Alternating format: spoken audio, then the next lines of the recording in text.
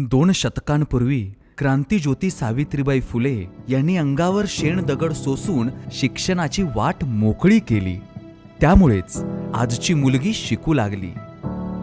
सावित्रीबाईंनी कष्ट घेतले म्हणून स्त्रियांच्या हातात लेखणी आली. आणि आज आपण सावित्रीबाईंच्या त्याच जिद्दीचा वारसा पुढे चालवणाऱ्या एका माऊलीची गोष्ट पाहणार आहोत, जिने हातात खडू धरून पिढ्या घडवल्या आणि पदराखाली मायेची ऊब देऊन आभाळा एवढं कर्तृत्व गाजवलं. त्या म्हणजे सौ सरोजिनी श्रीकांत भोई.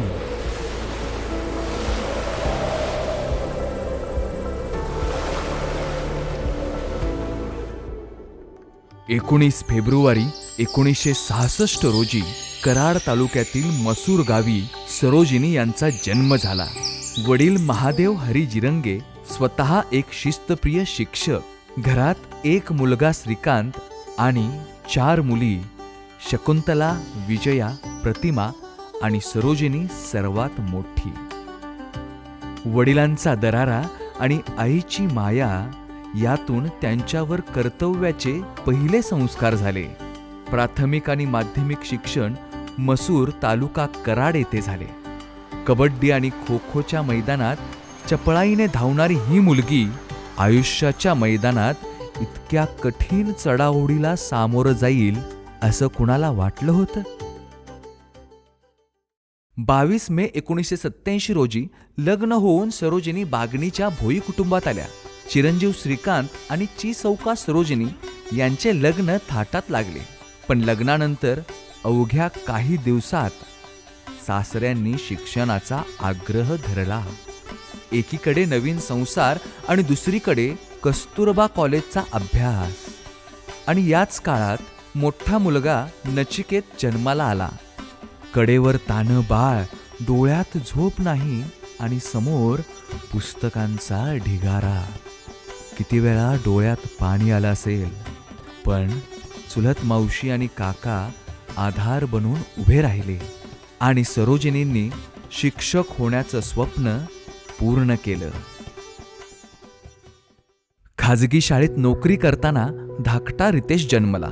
2 मुलांना सांभाळायची तारेवरची कसरत सुरू झाली. यावेळी मात्र सासू सासरे, दीर, नलवडे, रहाटे कुटुंबाची साथ मिळाली आणि कालांतरानंतर खाजगी नोकरीमधून सरकारी शाळेत नोकरी लागली खरी, पण ती होती धुळगाव रेल्वे स्टेशनच्या शाळेत.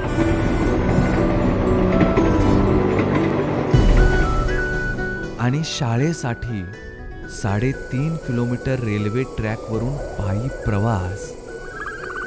भर उन्हात, पावसात, कधी चिखलातून तर कधी नदी ओलांडून. पायात फोड आले तरी त्यांनी कधीच माघार घेतली नाही. आणि या संघर्षात सावलीसारखी सोबत होती ती त्यांच्या पतीची साथ, श्रीकांत भोई यांची साथ. तब्बल 36 वर्ष आपल्या पत्नीला शाळेत सोडून देणारा हा पती सरोजिनींच्या यशाचा सर्वात मोठा खांब होता. सुरुवातीचे दिवस मिरजेतल्या एका 10x10च्या खोलीत गेले. ती खोली लहान होती, पण तिथली स्वप्न आकाशाला गवसणी घालणारी होती. सरोजिनींचा पगार पतीपेक्षा जास्त होता, पण त्यांनी कधीही मीपणा घरात येऊ दिला नाही.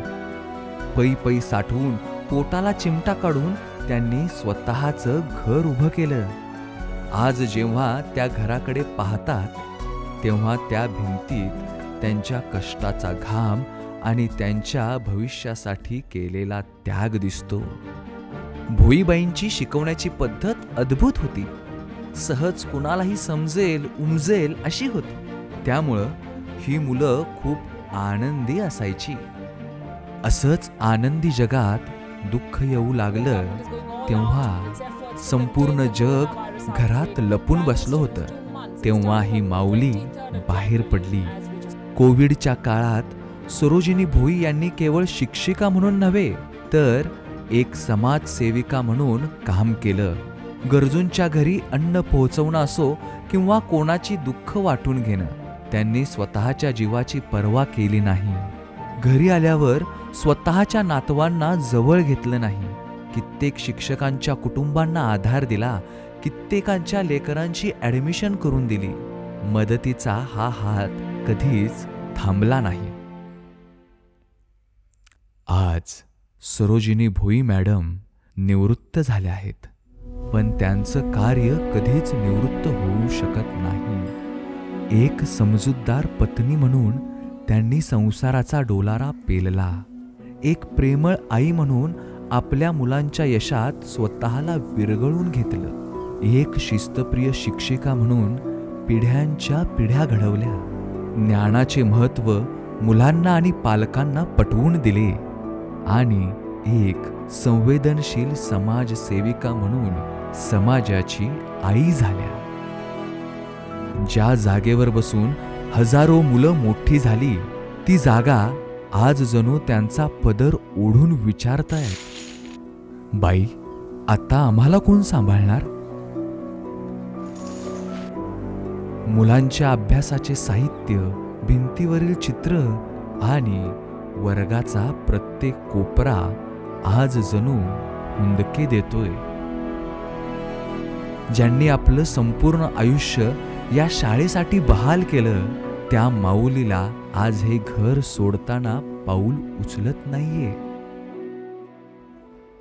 एक नाव जी अनेक वर्षापासून संसाराच्या आणि कर्तव्याच्या अथांग समुद्रात प्रवास करत होती. वादळं आली, लाटा धडकल्या, पण ही नाव डगमगली नाही. आज ती नाव किनाऱ्याला लागतीये. त्या नावेतील सर्व प्रवासी म्हणजेच त्यांचे हजारो विद्यार्थी आणि कुटुंब आज आयुष्याच्या किनाऱ्यावर सुखरूप आहेत, यशस्वी आहेत.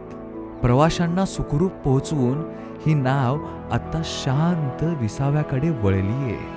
36 वर्ष ज्या फळ्यावर सरस्वतीचं लेणं गिरवलं, तो फळा आज मूकपणे त्यांच्याकडे पाहतोय.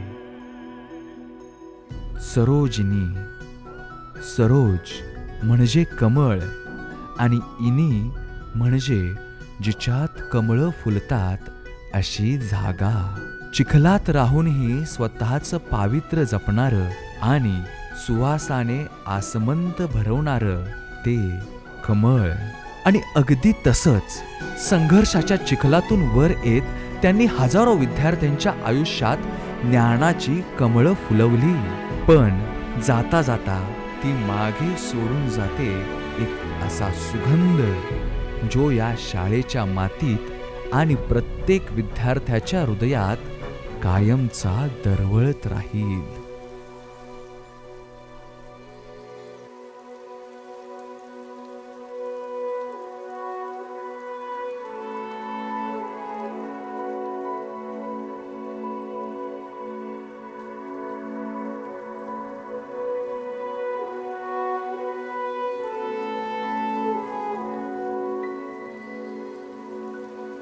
सरोजिनी श्रीकांत भोई मॅडम, तुमच्या कार्याला लाख लाख सलाम.